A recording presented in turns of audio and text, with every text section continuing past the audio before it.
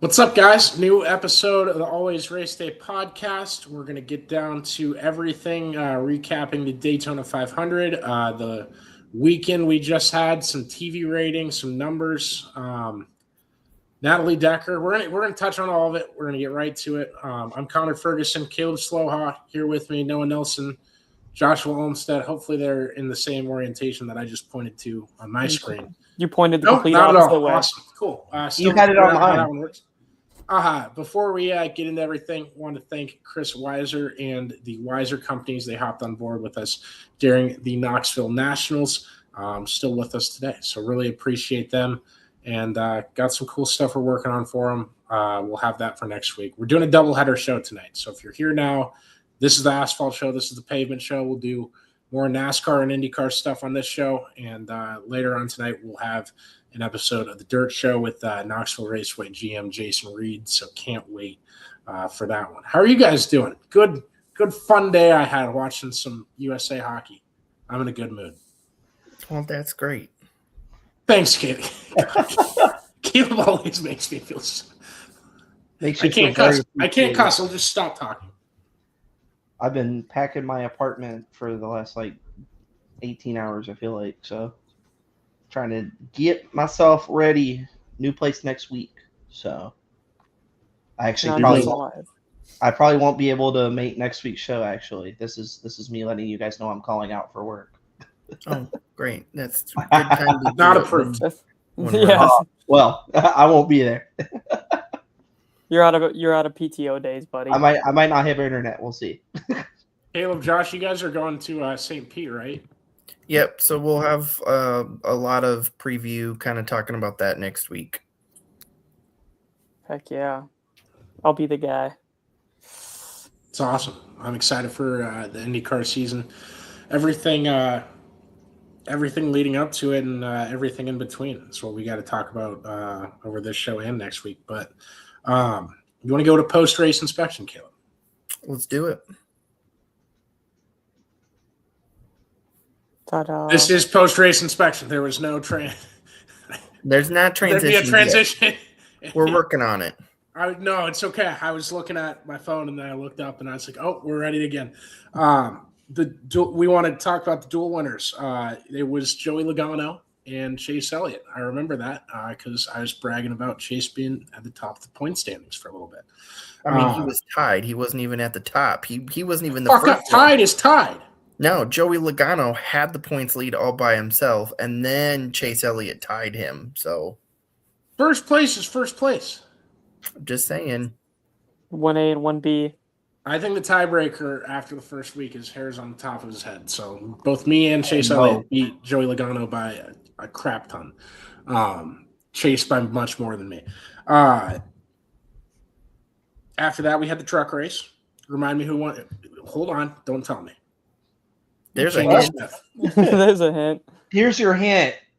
They were 4 wide coming to the line. Here's if you need to remember anybody that won this weekend, just think of sued NASCAR or thought about suing NASCAR, and those are your winners. So, or at least I thought we were just going to go to legal troubles. It gives you a good narrow down at least. Yeah, that Chandler Smith move, the seas parted. He was there, man. It was a good race. A little bit more of, a wreck fest, but terribly disappointed about Tony Stewart getting taken out. That ruined my whole night, actually. But what can you do? Hopefully he comes back for another at some point somewhere. You guys question.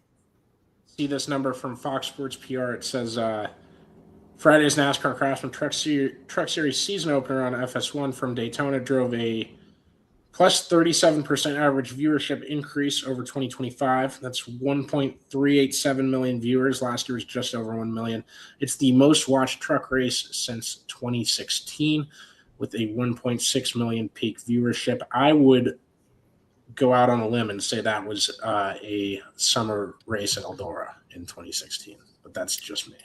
Well, and you got to think about it. I mean, we had Tony Stewart, we had Cletus McFarland, and we had Travis Pastrana. So, you had the older crowd plus the people that don't typically tune into a NASCAR race and watching. So it overall was good for the sport, but especially the trucks. Yeah, I'm with you there. And I don't think it was a terrible race. Did you guys watch the end of the Ram show before that race? Nope. No. We talked about that. It aired right before the truck race. So if you watched anything before the truck race started, instead of doing pre-race for probably the most anticipated Truck Series race of the year, they played the stupid-ass Ram show. Correct. Okay, so I was watching it without sound. I heard Carson Ferguson actually would have won the race. They threw a fun flag at the end. I'm guessing you guys can't confirm or deny. Sure can't.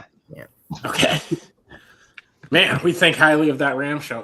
Please fucking do it right. Just if you're going to do it next year, just I have breaking news. We've broke down the whole. You have breaking news? Breaking? Kind of breaking news. Just an article that just dropped. Alexander Rossi tops the charts of preseason testing. Okay. Dang. With Joseph Newgarden in second and Polo third. Maluka stopped the other day, so. Mm-hmm. Yeah, they just did testing after they had a rain delay this morning. Rain was in that Phoenix. day 2 of it then? There was test session 3, day 2, because I had one this morning. Oh, who won that?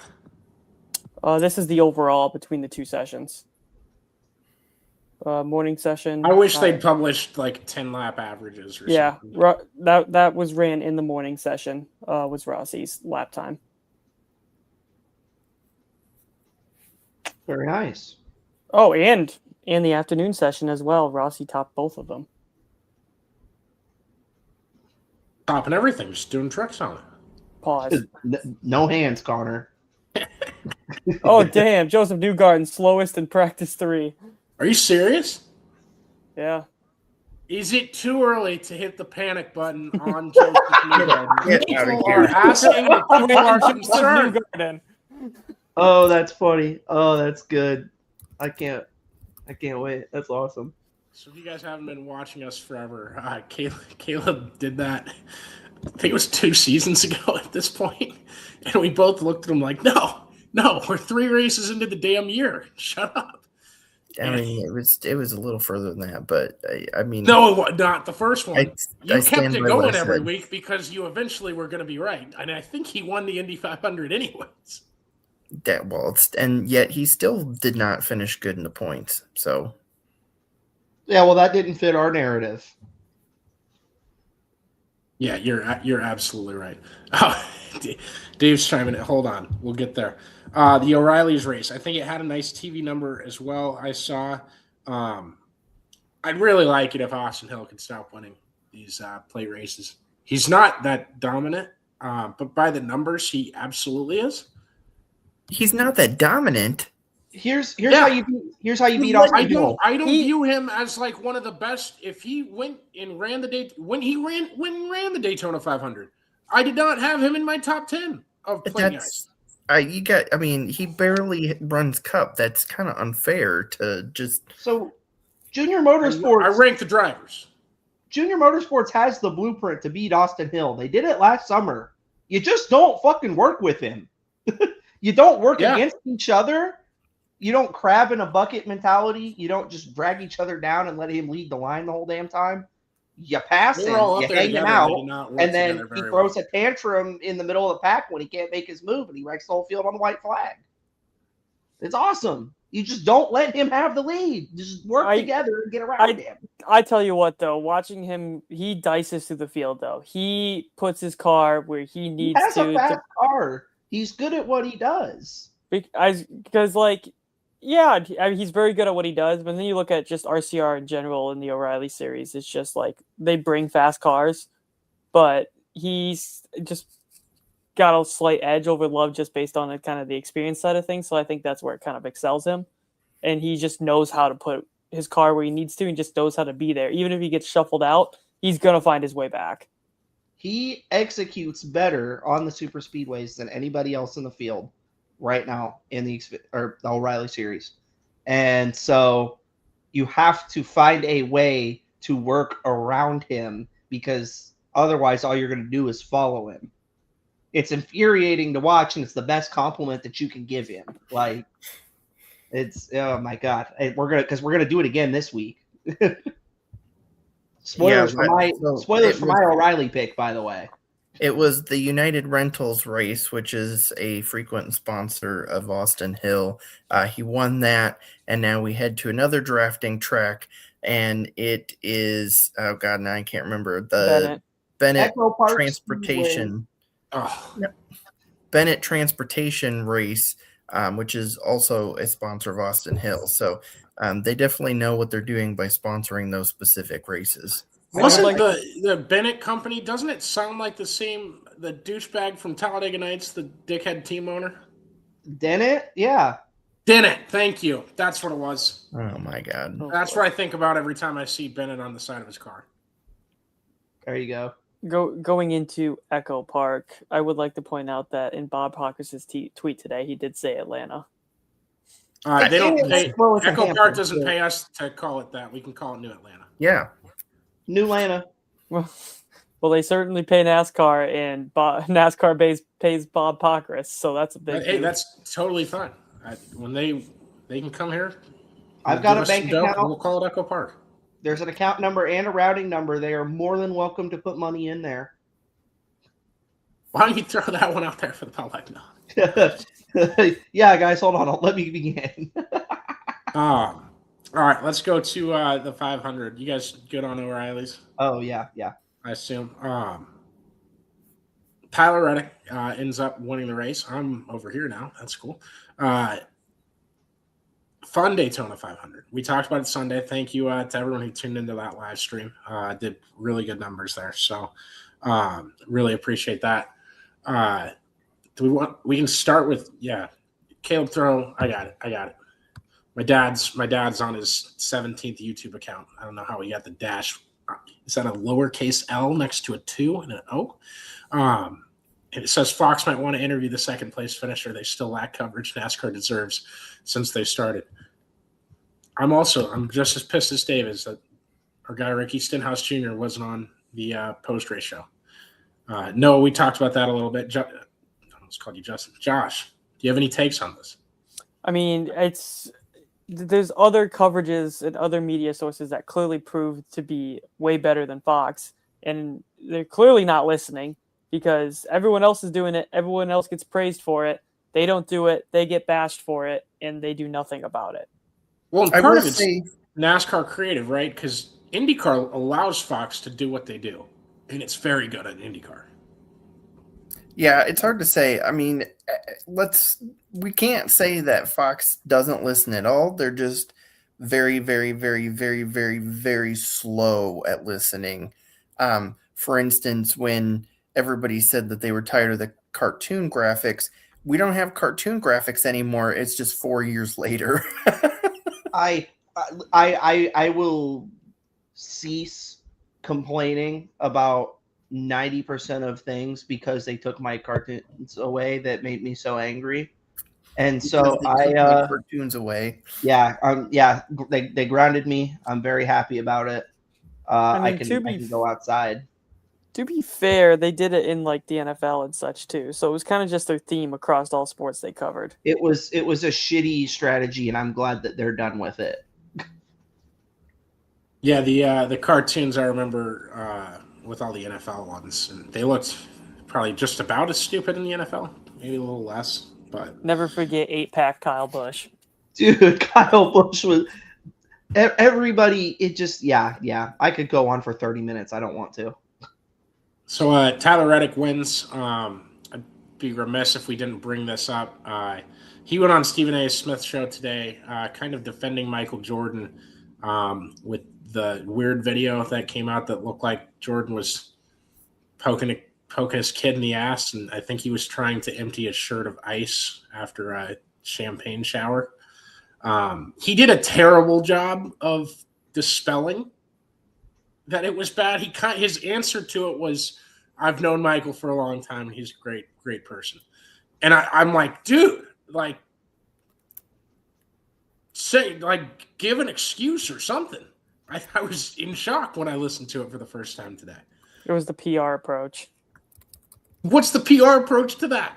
All you did was make me wonder more. Oh, we can't get in a PR war with Connor because it never ends well. You would think that it being Tyler Reddick's son, if it were something that he felt wasn't benign, he'd probably say something and be upset about it.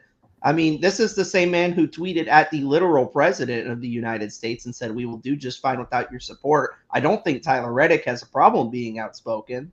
So I think it's a non-issue. I think it's completely blown out of the water. All the funny island stuff that's been happening, people were freaking out. I don't think it's related to the island. Brother. I don't think it's Everything related. else you said, It's a hypervigilance that's occurred because of it. I agree. I think that's really what's happening. And I get it. I mean, it definitely did not look great. So no, yeah. I mean, I pointed it out to you after the race, Caleb. I was like, what is he doing?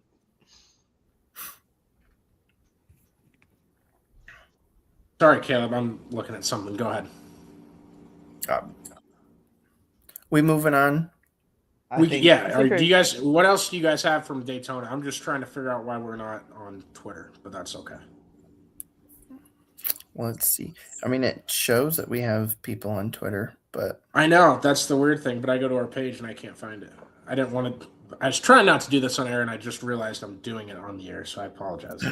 We'll go to Natalie Decker, who was one of the stories coming out of Daytona. Oh, God. Really leading up to Daytona and at Daytona.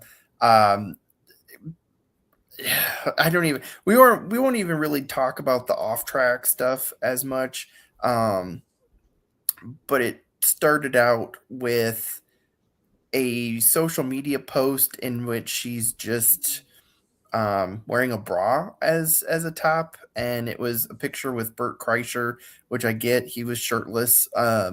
But yeah, just posing, without the top half of her suit on. Not a great look. A lot of the times when she posts things, it's not, it's kind of risque. And then she was on a podcast with former NASCAR driver Matt Tifft and basically talked about how when she was 14, her now husband basically had messaged her and said, message me when you're 18, which kind of just, again, didn't really seem that great. And no, really bad. Really bad. I mean, Matt Tifft even was like, I'm pretty sure that's grooming. That's grooming. Matt Tifft clipped it and put it on his social media channels and blasted it out there. I can't come on, Matt. Come on, dude. Somebody had to edit that, overlay the text on it, and put it. I know we do live shows, but I wouldn't put that in the podcast if we were recording one. Yeah, that wouldn't be something I would, And I'm not at all blaming Matt for Natalie Decker's words, but God, female racers take a hit when that happens, and I hate it for them. They shouldn't.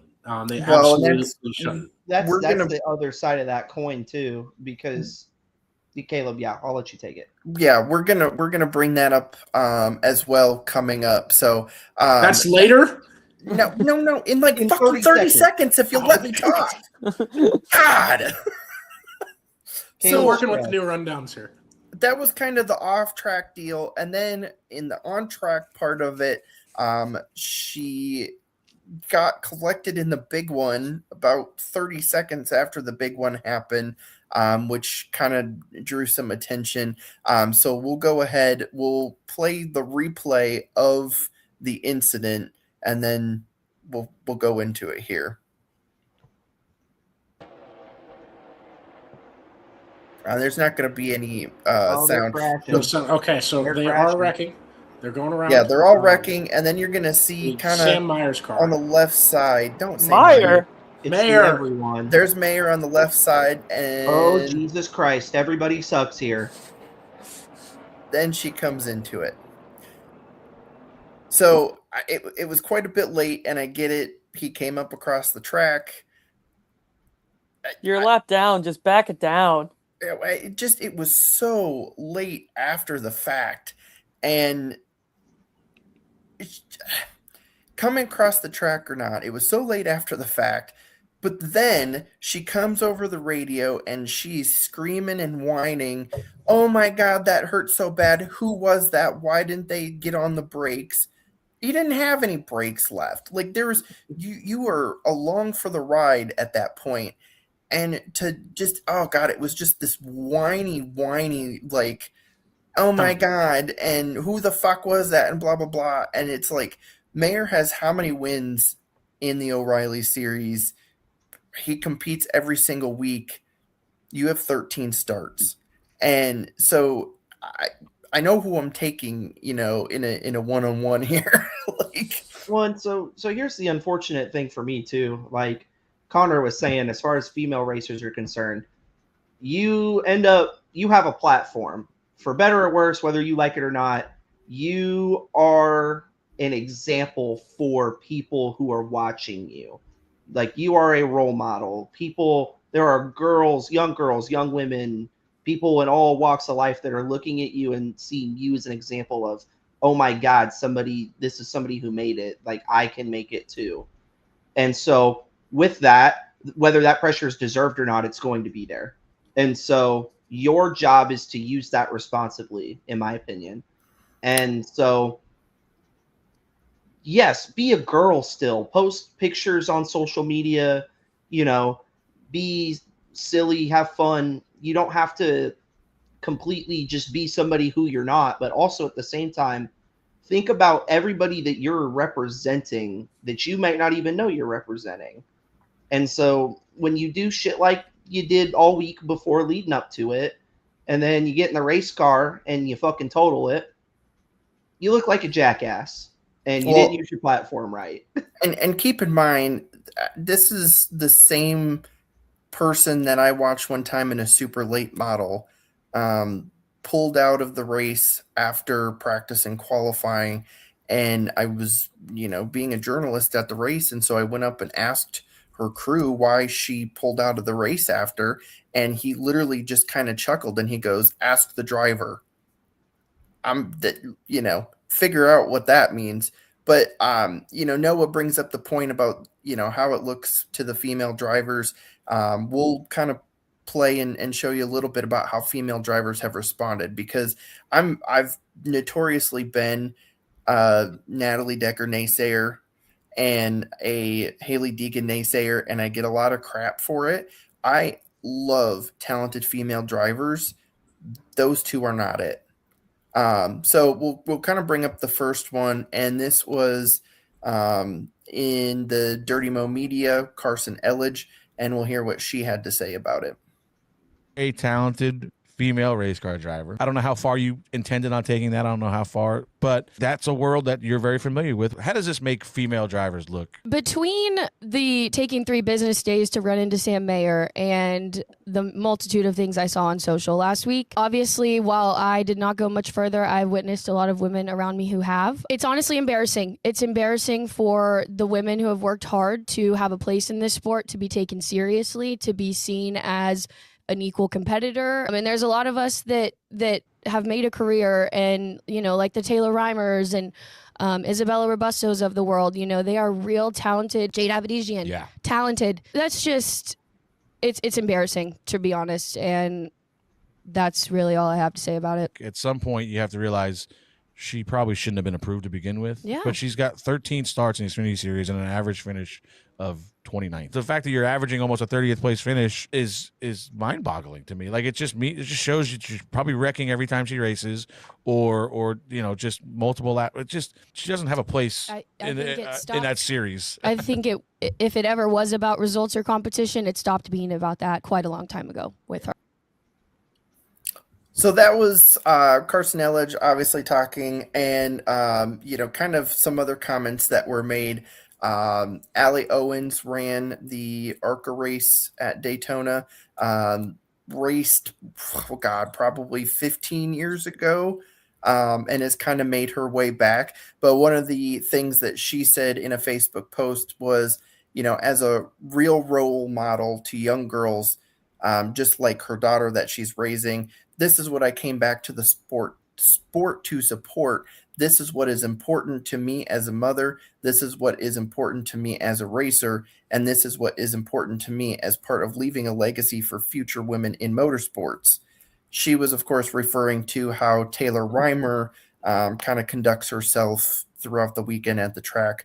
And Reimer did make a post as well saying, as a woman in motorsports, I feel it's my responsibility to be a role model for young and upcoming women in the sport. I work hard every day to earn respect in this sport. I made a promise to myself that I would do it the right way. In 10 years, I want to look back and be proud of how I carried myself and hope that I inspired young girls along the way, even if that means I don't make it as far in the sport as I hope I do. Gentlemen, thoughts? It was all much better said than I could say. And they are definitely talking from a much better aspect of it than I could ever see, right? Being a male not good at a race car driving. No, and I agree with everything they said. People like Taylor Reimer, Kaylee Bryson, Jade Avedizian are phenomenal females in motorsports. And if you're putting one in your car just to have a female in there, the fact that they haven't gotten a call yet is kind of a joke, to be honest with you. And yeah, I hope they do. If that's something they want to do, explore NASCAR or keep thriving on dirt. But all those girls are supremely talented that I just listed off, and I'm definitely missing quite a few because there's plenty of talented girls out there, and it just seems like some of the ones that make it don't appreciate it and don't do what they can with the opportunity, and also probably don't deserve to be there. Well, and so, just to completely add to that too, Dale Jr. download was very interesting this week. We'll get into some of that later. But one of the things that Dale Jr. was asked about was what drivers, if he had a truck team, would he put in that car? Jade Avedizian is the first name he said. That's the first name Dale Jr. says. And so, if you are talented and you carry yourself well, then you are paying respect to the legacy that women like Janet Guthrie and Shauna Robinson left in their time in the sport, paving that way for you. If people like Dale Jr. are going to speak highly of you. And so it is certainly possible for there to be positive influences in that sphere. And so I hope that we can continue to maybe make some progress on that. And it's hard because, we know, even as a male driver, you can be super talented. Corey Heim obviously is still racing, but he doesn't even have a full-time schedule this year. We've talked about that. We've seen over the years plenty of talent, kind of crumble and fall away, even on the male side. So yeah, people like Kenzie Rustin, now Kenzie Hemrick, Johanna Long, we've seen plenty of talented females that have, gone by the wayside because that, they can't get the funding or whatever. And it's super disappointing to see people like that obviously not get a chance, but then somebody who's just kind of showing off and, not being a good role model, I guess.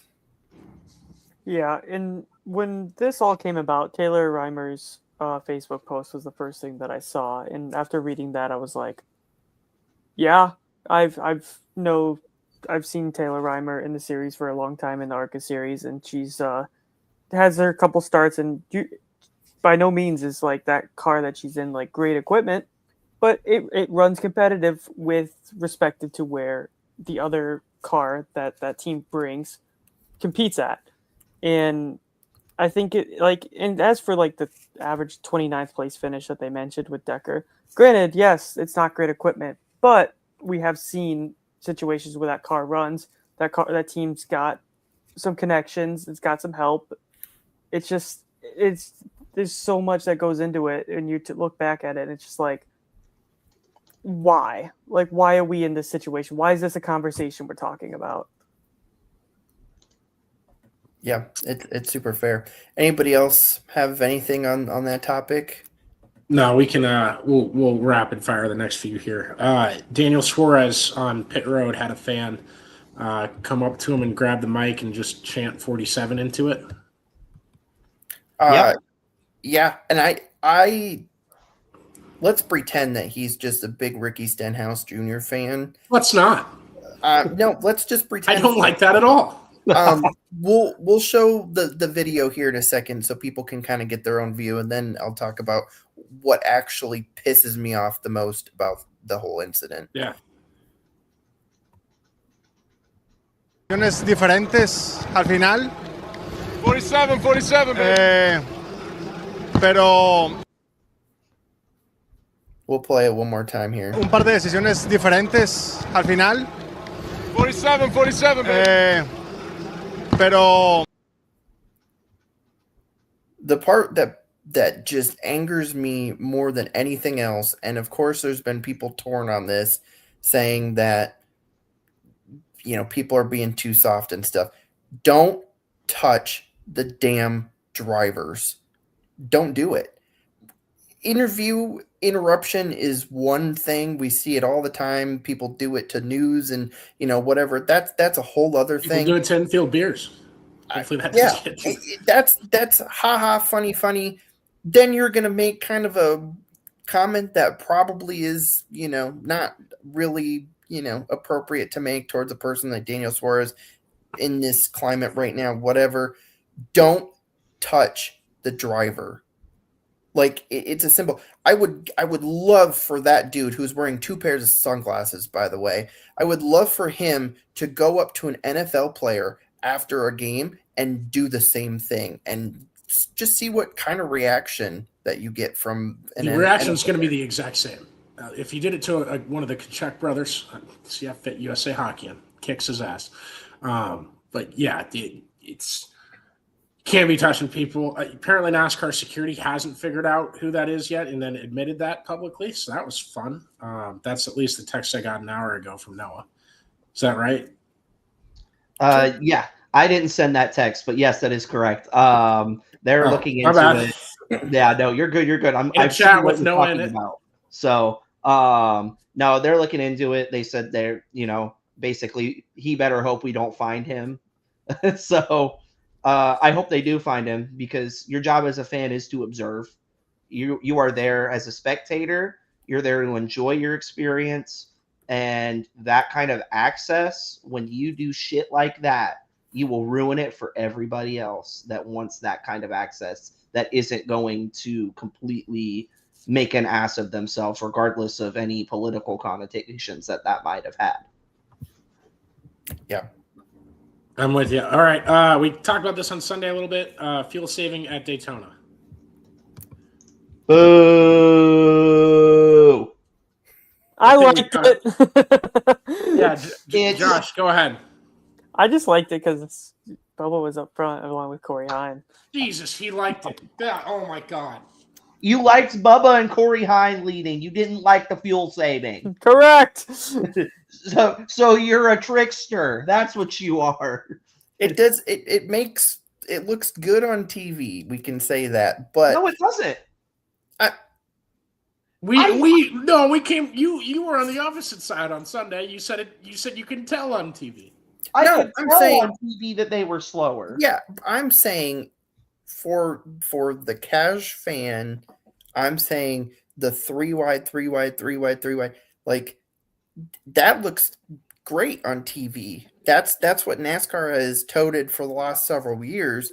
I'm against it, but that's their thing. It looks great on TV. It does look very pretty, but the fact that they're going 7 seconds slower, and you can tell if you're paying attention, you can physically watch that they're I just. pointed it out to you when we were watching it.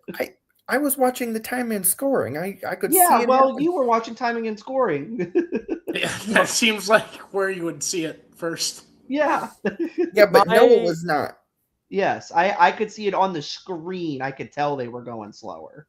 And to be fair, it's like to piggyback off of Kayla's point, my boss was there for a Chevy event. He got a chance to witness his first ever NASCAR race, and he thought that was the coolest thing ever. Seeing them 3 wide, just like having no knowledge of it whatsoever. He's like, I don't know how they do that. Well, when you're half throttle, it's yeah. Go back and watch the last 50 laps of the 2015 Daytona 500, and they're doing that for real, and that's awesome. That's cool shit. If you want more of that, you need to make the cars handle worse, and you need to reduce the drag. Cars handle pretty poorly already. Yeah, no, they need to handle worse. It needs to be more like Atlanta, where you go off in the corner and there's a little more space that you're not so bricked up together. Noah wants a catch fencer. That's what he's asking. I just don't know if the cars handling worse is the key to getting more 3-wide. Well, if guys are having to lift entering the corner, people are going to have to generate runs with cars that handle better than other cars. So you're going to see driver skill. It's basically, I'm taking a page completely from what Denny Hamlin said about it, but I think he's absolutely right. You got the guys who are actually good at super speed racing and the guys who are good at riding around in line. And so then reduce the drag so that you're not punching so big of a hole that it's holding you back, that you're not able to actually generate the run.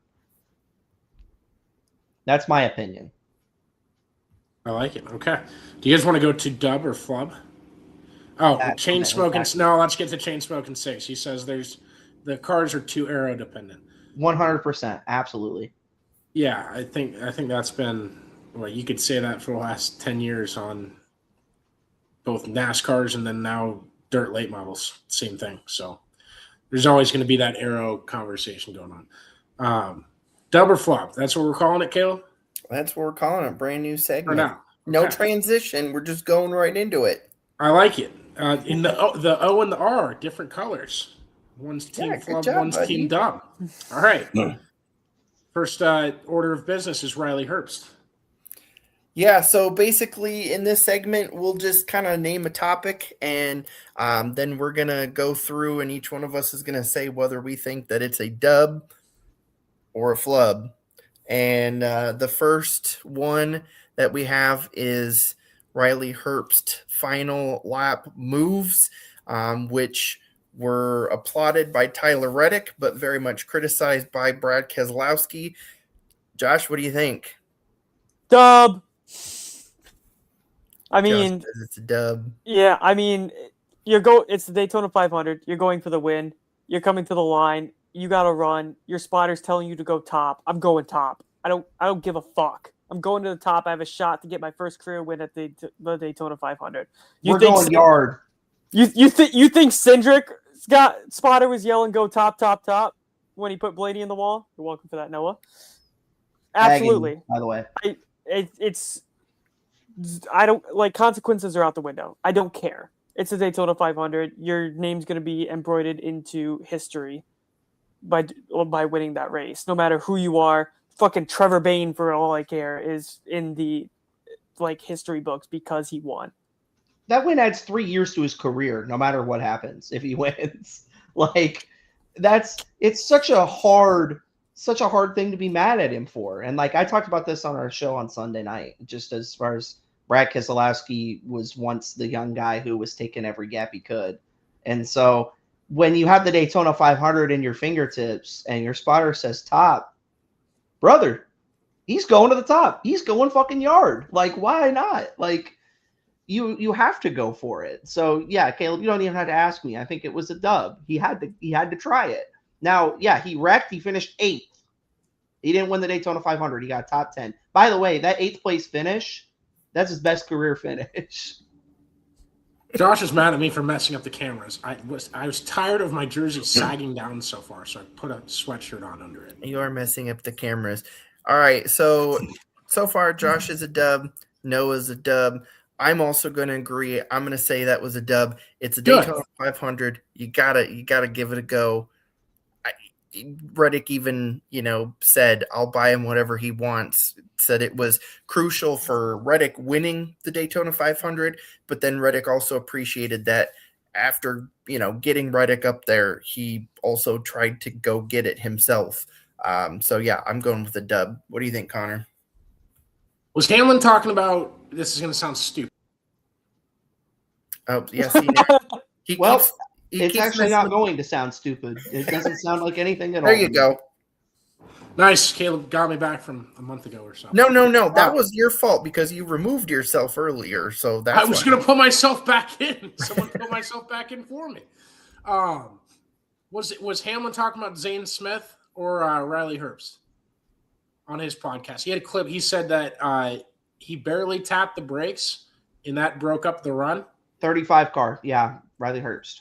Okay, that's where I'm going, Flub. You're trying to win the Daytona 500, and we're putting pressure on the brakes?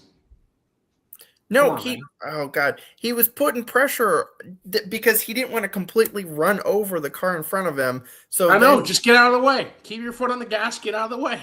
Oh boy, you're in the last 100 yards. Job. I'm trying to make the segment interesting, Caleb. That's fine. We'll go to the He next doesn't one. believe anything he's saying. He just wants to be different. Good Lord Almighty. It's not that simple, but sure. All right, well, so on the Herbst topic, we're all dubs. Connor's a flub. Allegedly. No surprise there at all. All right, so next we're going to talk about Kyle Busch dropping out of the Daytona 500. We'll get to the replay here. We'll show his onboard and the audio of basically coming to the final lap.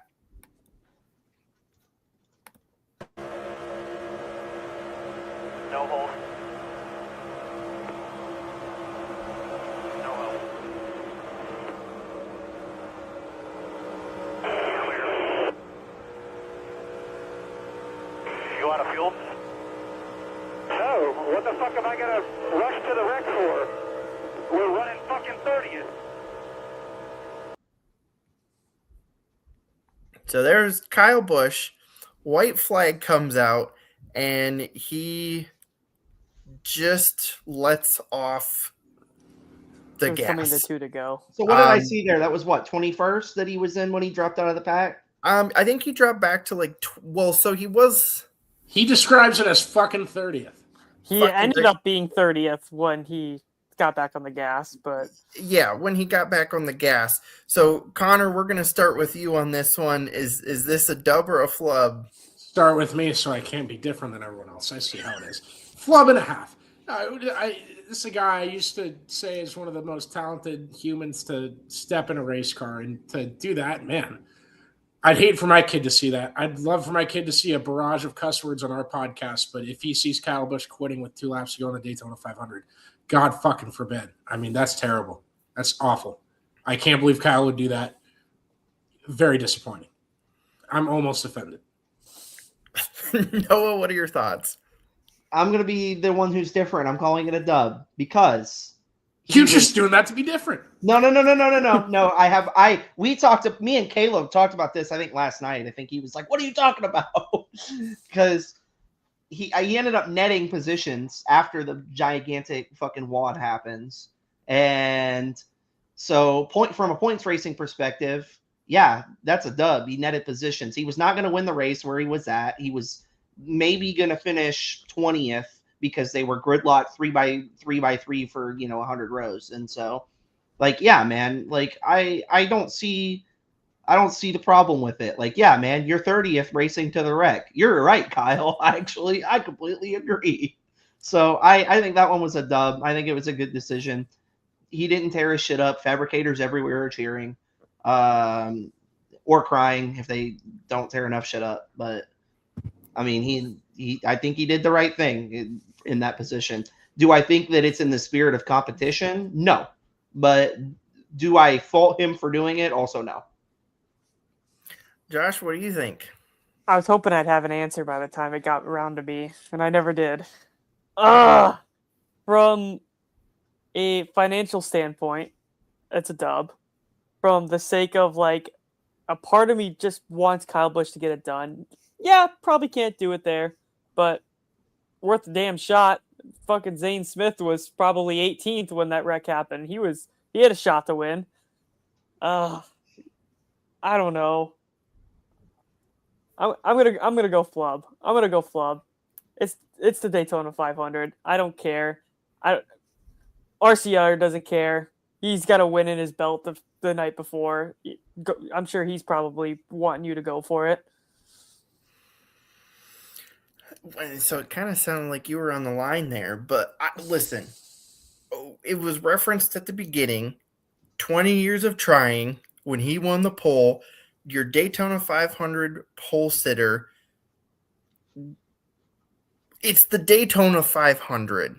That is the thing that can define your career from being a great driver to one of the best.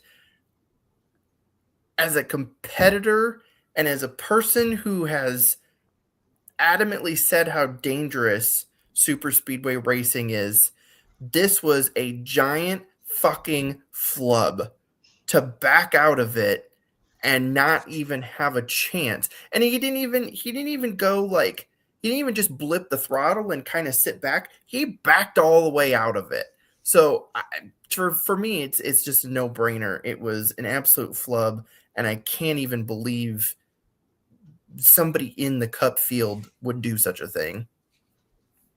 Well, and so now, speaking of things that you can't believe somebody would do such a thing, Josh, what do you got for me? So there's a clip that happened to surface. I don't know at what point of the race it happened. Did it happen? Checkered flag. Did it happen at the checkered flag? A fan in the stands ran down to the fence and threw someone's ashes onto the track. Fly? Yeah. It wasn't just smoke and tire debris, fellas. Smoke and There was a mirrors. human being. So we've got a replay. We can cue up Yes. the replay. please. I just want to point out, watch this poor dude as he flings the ashes. I think he eats more of them than anything else. Gotta go 'cause home it and was, fucking wash Meemaw We're off setting this after up the like race. America's Funniest Home Videos. it was a windy day at Daytona. Plus, The you have the cars. windiest 500 on record, by the way. We'll take a look here.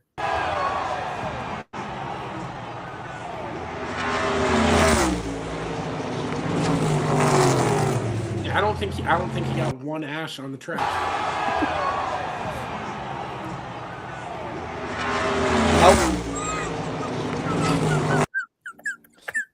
I can't even watch it. Checkers or stretchers? All jokes aside, for the sake of how humorous it is, I'm saying it's a dub. You're making me dub or flub this, and you're starting it out with a dub? I'm making it a dub. That guy, that person's ashes, that is, probably that was their demand. And shout out this guy for being a good family or friend member and following through with that. That's Put fucking them in the awesome. safer barrier at pre-race. I don't care. That is you probably banned from that track for life. But Yeah, you're you probably banned from NASCAR tracks for life. yeah, but you lived up to Banned your from the promise state to of make Florida. sure that those ashes were getting put on that track. They Granted, didn't get put on the track. They're in the walkway. Everybody's didn't stepping on happen. Meemaw. Completely failed at getting I ash am a person of a thought that matters, and that was what mattered. That's a dub. All right, Noah, what are you going with on this one? Flub, you didn't make it. Flub and a You half. didn't fucking make it. Not a single speck of Meemaw is down there on the tri-oval. Do you think those were male ashes or female ashes? I've been saying Meemaw all week just because I think it's Okay, funny. I assumed male, but that's on me. So, Now Josh that you says mention it, they do look like female. I'm watching it back on my screen. okay. I don't Josh even says wanna it's a know. dub because of the thought. Noah says it's a flub because none of it made it to the track. Connor, what are you going with? You're still asking me? Okay, Yeah, I'm don't still ever asking. do this. If you're a NASCAR fan, don't throw objects on the racing surface when the cars are going, please. Whether you're a driver or not. And that guy wasn't. Yeah, flub. Bad. Imagine going through the tri-oval on a cool, calm day. You just took the checkered flag of the Daytona 500. You think you're hitting speedy dry, and you're like, wait, they haven't been out here to drive the track yet. Listen. I'm gonna be nice, and I'm also gonna choose because I made you guys choose. I gotta say, I agree with one of you very clearly. It's a dub. It's a We cannot super. throw human remains onto the racetrack. It's a super meaningful thing, and you know what? That was probably that person's dying wish. So I gotta go with a dub on it. Yeah, I know my dad's listening right now. Just so you know, if that's your dying wish, it's a fuck no. The answer is fuck no. I will Well, no, pour so you here's in the what Dave safer said. barrier. You will be with the energy absorbent foam. The safer, hidden in the safer barrier. I'll tuck you in there, and you'll get real nice and cozy with whatever driver has the latest crash on lap 15. But all right, you guys want to go to Splash and Go? Yeah, you ready for this transition? Yeah. Oof. there we go. Holy shit, we're back, guys. I know, hard Yeah. to believe. But No, we're I still know. here. It's like we never left. What's funny is I can't see the top. Hold on. Let me. Hold on.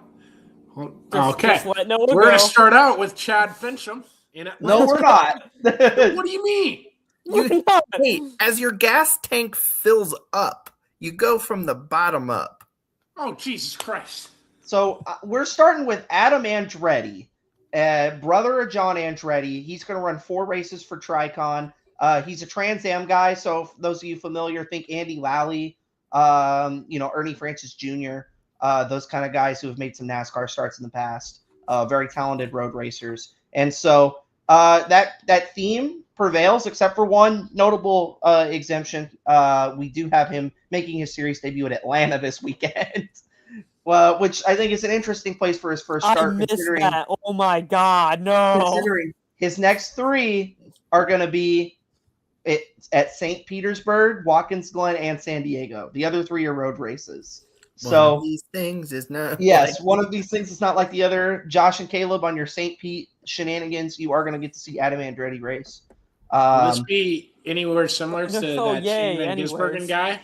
It could be, man. You never know. He's in a good truck at a road course. He's a Trans Am guy. It'd be like giving prime Andy Lally like a good four-sport car, truck yeah. when Matt Crafton was winning titles. I feel like. Okay. So I could see him running very well. I know a lot of people this week have been shitting on the approval process for NASCAR. I have no problem with him getting approved. Dude's a Trans Am ace. He should be able to come over here. I don't know if I would have approved him for Atlanta, but Atlanta maybe I could see an argument for Atlanta. Anyway, moving forward now, let's fill that gas tank up a little more. We've got Corey Heim going to Atlanta for the Truck Series. He's going to be back in a Tricon truck, that yellow or green, whatever shade you want to call that, Robin Hood truck, the number 1 for Tricon Garage as well. So he and Adam Andretti going to be teammates here on Saturday. And hey, spoilers for my Craftsman truck pick too. So you guys got me on 2 out of 3 already. And so, that'll be exciting. Have Corey back in a truck. He kicked ass all the last 2 years. Had 2 of the best seasons ever back to back. So that'll be cool. Something else I think is kind of cool moving forward here. We got Carson Kvapil going to DGM Racing in the O'Reilly Series. Carson filled out his schedule. He is a full-time driver at last. He deserves to be. There was a lot of hoopla about the JRM deal. JRM's got some weird stuff going on with their rides. Caru's splitting between teams. Kvapil splitting between teams. It's a little goofy, but I like it. Josh, go ahead. Wait, so did I miss this? Who's in the 1 car for when Kvapil isn't? Zillage. What the fuck? yeah, Josh thought that was going to be way funnier than it was. Junior Motorsports kind of put their guys in a hat and just kind of picked out, okay, for this race, it's going to be this guy. For this race, it's going to be this guy. I hate this. What the fuck? So, hey man, maybe Always Race Day can step up, put one of them full time in their own car one day. Maybe, who knows? No. I'll put you guys on the Years book. down the line, sure. I love spending other people's money. So, Carson, It's a write-off, right? Yeah, everything. It's all expensible. So his starts in the 91 for DGM are going to be at Circuit of the Americas, Watkins Glen, Charlotte in May, and Sonoma. So he'll have those races with DGM filling in his open seats. He's going to have 5 races in the number 9 for JRM, and then the other 24 in the 1 car. So what an effort. But I'm glad he's got a full-time ride. I think he'll be a championship contender this year. So that'll be interesting to look at his performance in the DGM cars versus the JRM cars for sure. Do we know if Bass Pro will be on said DGM car? I have no idea, but it'd be cool. It wasn't announced, at least with that. It was a different sponsor, so we'll have to see if they step up at all. But yeah, otherwise it was a completely different sponsor. Yeah, this seems like a DGM only thing as far as I know. I'm sure they might get a little help, but Next topic here. Robert Duvall, a legendary actor, passed away this week at 95. If you don't know Robert Duvall's relevance to NASCAR, he was the crew chief Harry Hogg in Days of Thunder. Legendary role, kind of helped bring NASCAR a little more into the mainstream. That movie did, at the turn of the 90s. And so 95 years old, legendary actor, incredible filmography. And so, Caleb called him America's crew chief when he and I talked about it earlier today. And so, right before Larry Mack, he had Harry Hogg. So rest in peace to him. Sending good thoughts to his family and his loved ones. Pace car. Yep. You hit the pace car. So moving forward, we got one more little bit of some just miscellaneous news. Chad Finchum, not Chad Chaffin, because I typed Chad Chaffin into every single thing I had for 30 minutes until I finally caught it. Chad Finchum driving the 55 for Joey Gase at the O'Reilly Series at Atlanta this weekend.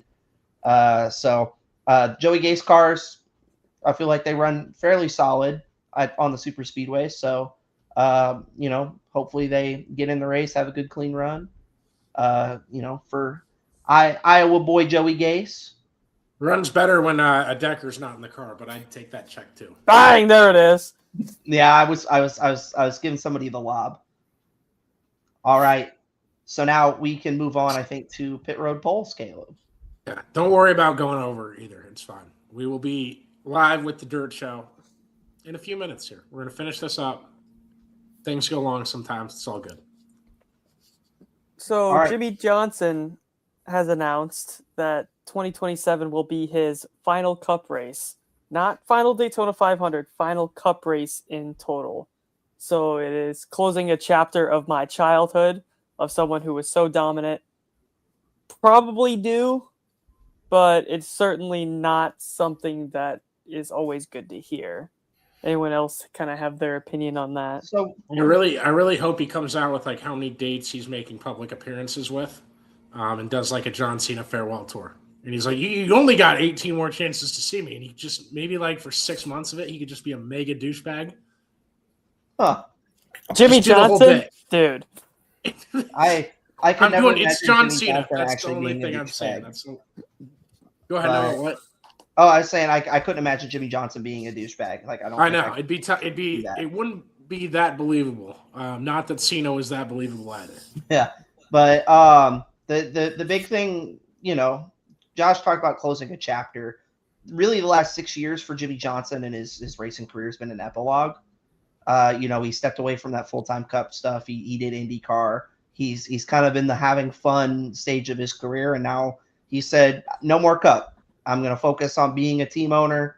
I'm going to be a driver. And so, epilogues are fun, but you still got to get to the end of the book. And so he's at the end of the book. And I am hopeful that he's in that race. I'm sure they'll do what they did this year with that open exemption provisional to get him in. And so I think, especially knowing, 2020, there were no fans at most of the races.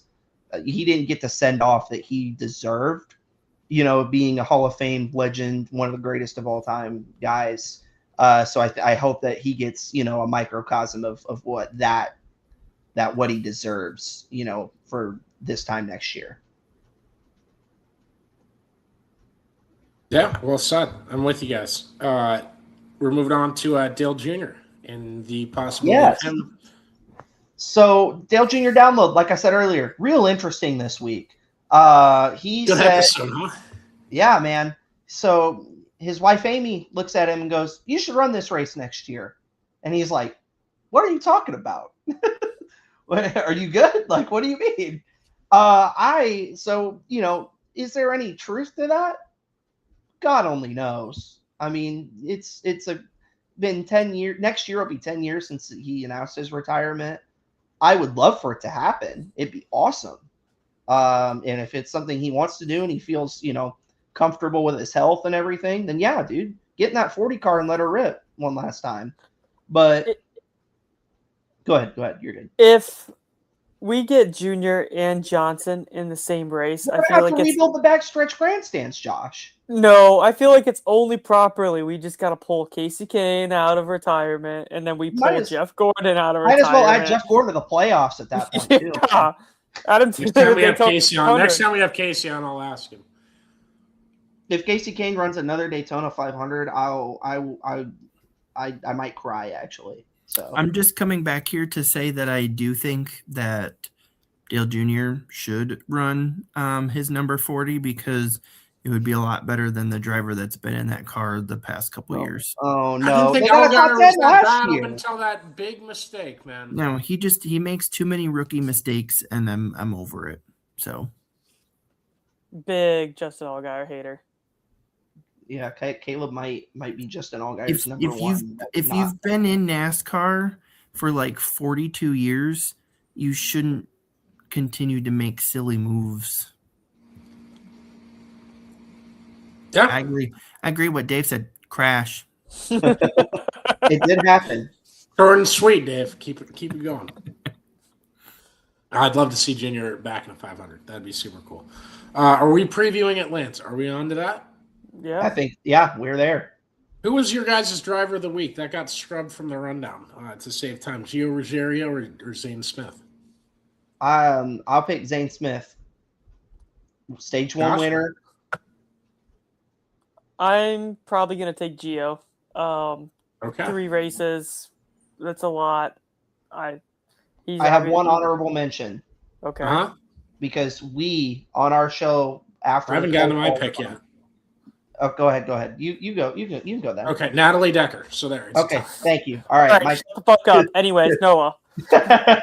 So we've got last week on our show after qualifying, we got to our dual 1 lineup. And I said it was Corey LaJoie, Chandler Smith, and Casey Mears. And that conversation lasted about 30 seconds. We were all like, Corey LaJoie is in this, easy. Bet your life savings, your second and third mortgage on Corey LaJoie. And then Casey Mears put his balls in a wheelbarrow in turn 3, and he fucking sent that thing, and he made the Daytona 500. They have to withdraw from Atlanta because they're not making it to Atlanta with their car torn up. They had to use a lot of their parts for the Atlanta car to fix their Daytona car. But shout out to Casey Mears for driving that MBM car into the show on the last lap. And I think if the purse is still similar, and I can't use the video game for reference because holy fucking shit, it pays a lot more at Daytona to get 40th than it does at Atlanta to get 40th. Yeah, and I don't think that's where Casey got. He was Alex Bowman and BJ McLeod. He was in the high 30s, I think 32nd, right in there. So not a bad run. He just got damaged in that lap 10. He got damaged in that first 10 laps after BJ broke apart on his car, and so they just lost the draft and went laps down. But he was not in any of the other crashes the rest of the day, and so brought it home mostly in one piece, and they'll fix the car and. Hopefully that making the 500 and is going to be good for their budget the rest of the year too. Okay, quickly, let's preview Atlanta. Keys of the week.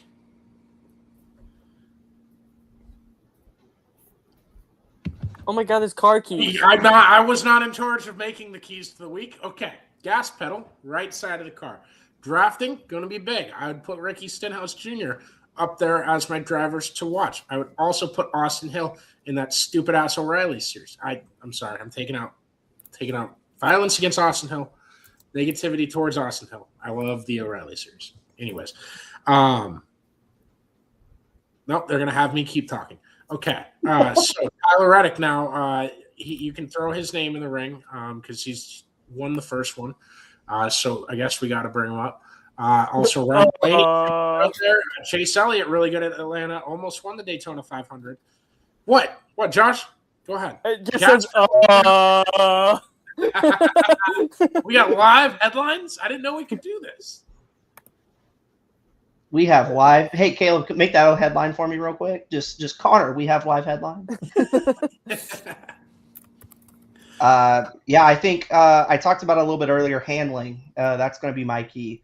Having a car that as the run goes on. Oh, thank you, Caleb. Very cool. So just having a car that can make it through the run without falling off too hard, still being able to generate runs, pass guys, lead your line. I think that's going to be the most important thing is just making sure your car handles. I think that for me, the biggest thing is going to be track position. Once you kind of get to the top, it kind of becomes that little choo-choo train that always gets talked about. Atlanta is very known to be a topside track, and unless you have probably over, I'd say 7-8 cars on the bottom groove, you're going the wrong way real fast. So my opinion, like tire wear is not going to be a big thing. It's just mainly focusing on the fuel side of things. Kind of just like Daytona, but you can't really save as much as you do at Daytona, essentially. I think the name of the game is just going to be up front. Caleb, what's your key, brother? Personally, I really like the gas pedals on the right, Ricky Stenhouse Jr., Tyler Reddick, Chase Elliott, Brett Moffitt. Brett Moffitt, yeah. Always someone to look for. Doesn't have a ride yet, but he's available if anyone's looking for a gasser that won't crash into someone after 30 seconds of the caution being out. 2015 Atlanta, Brett Moffitt, 55 car, Michael Waltrip Racing got an 8th place finish. Yeah, okay. So, well, put it in Atlanta's a little different. 2022 Knoxville, Brett Moffitt should have won the race. Called for jumping the fucking start at a dirt track despite the restart zone being non-existent. I have another comment, but I got to look Big middle at my finger to research Mike for Ford this. for that one and all the guys at NASCAR officials. Josh, we're losing time. 2021, Brett Moffitt taking a photo with me. Oh, Lordy. I hope Brett's watching. He does a phenomenal imitation of me on the intro to our shows. Thank you everybody for tuning in. One more shout out to Chris Weiser and the Weiser companies.